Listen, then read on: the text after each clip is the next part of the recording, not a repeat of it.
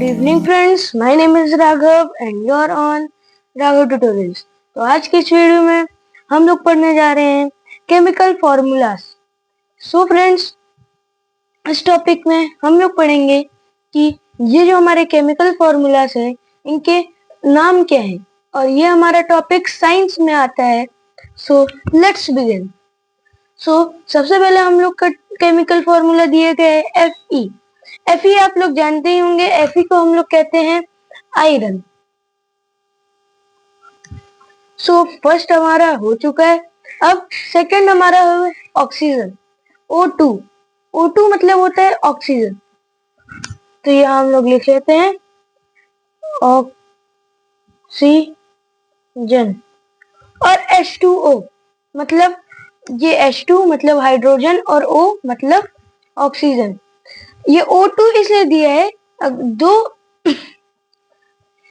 और यहाँ ऑक्सीजन, तो ये हमारा बन जाएगा वाटर। तो ये हमारा वाटर हो जाएगा। हाइड्रोजन और ऑक्सीजन मिलकर बनाते हैं वाटर। वाटर हमारा क्या है? मॉलिक्यूल, और ये हमारे दोनों एटम। नेक्स्ट है हमारा 2Fe2 और O3H2O। ये हमारा बेस्ड है इन तीनों केमिकल फॉर्मूलाज पे, ये उसका पूरा कॉम्बिनेशन है।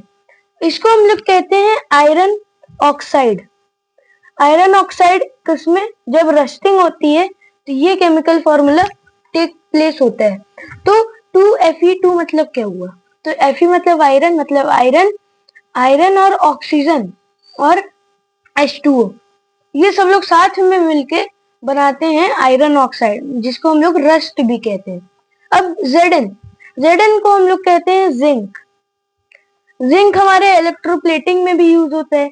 जो आयरन ऑक्साइड एक्सपोज्ड एरियाज होते हैं आयरन में, उसको इससे छुपा दिया जाता है, मतलब कवर किया जाता है।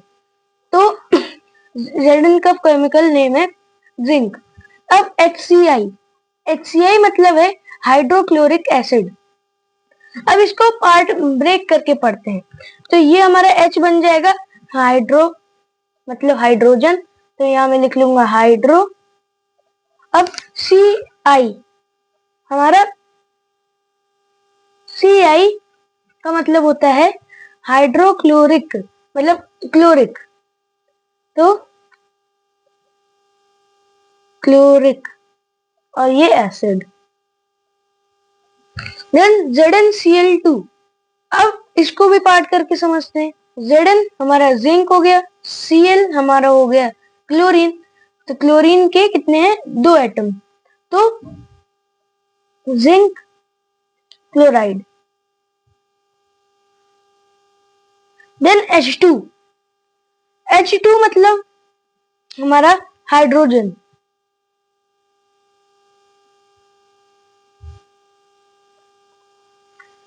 अगर यहाँ पे O लग जाता मतलब ऑक्सीजन आ जाता तो ये फॉर्म करता है water. Okay. Then FeS।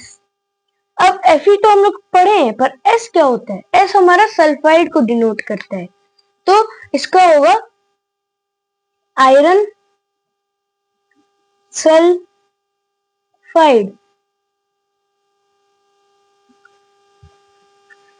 Then अब H2SO4, ये किसका नाम है?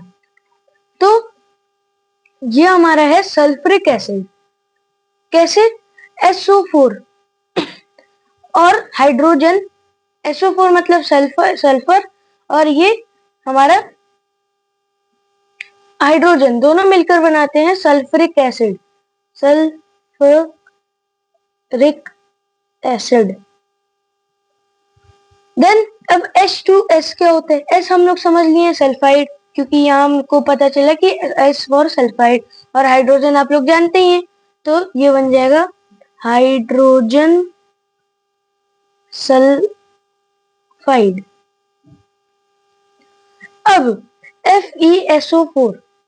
SO4 का मतलब आप जानते ही हैं, सल्फेट या फिर सल्फ्रिक आप कह सकते हैं। तो Fe मतलब हम लोग आयरन होते हैं, पर यहाँ पर हम लोग आयरन नाम का टर्म नहीं यूज करते, यहाँ पर हम लोग यूज करते हैं फेरस। Fe को हम लोग फेरस डिनोट करते हैं। और SO4 आप लोग जानते ही हैं क्या है, ये सल्फेट।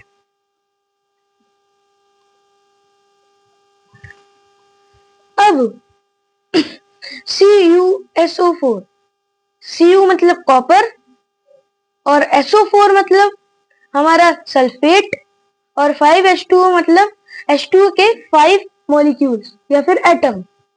तो इसको हम लोग कहेंगे कॉपर।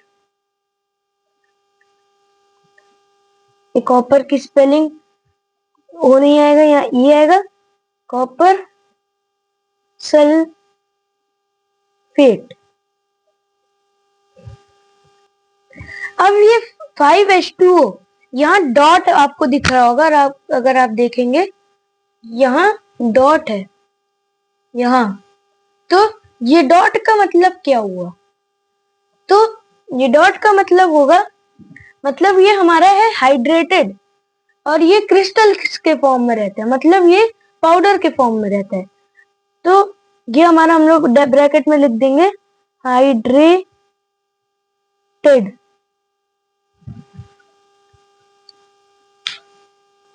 सो फ्रेंड्स, अब मैंने आप लोग को तो कई सारे केमिकल फॉर्मूलाज के नेम बता दिए हैं। अब मैं आपसे पूछूंगा कि Cl का मतलब क्या होता है। इसको आपको कमेंट सेक्शन में बताना है Cl का मतलब क्या होता है। मैं इसको जूम इन कर दे रहा हूँ और इसको मैंने कहीं ना कहीं इन फॉर्मूलाज में जरूर बताया है। एक बार मैं आपको दिखा देता हूँ सारे फॉर्मूलाज। ये हमारा FeO2 H2O 2FeO3 H2O ZnHCl ZnCl2।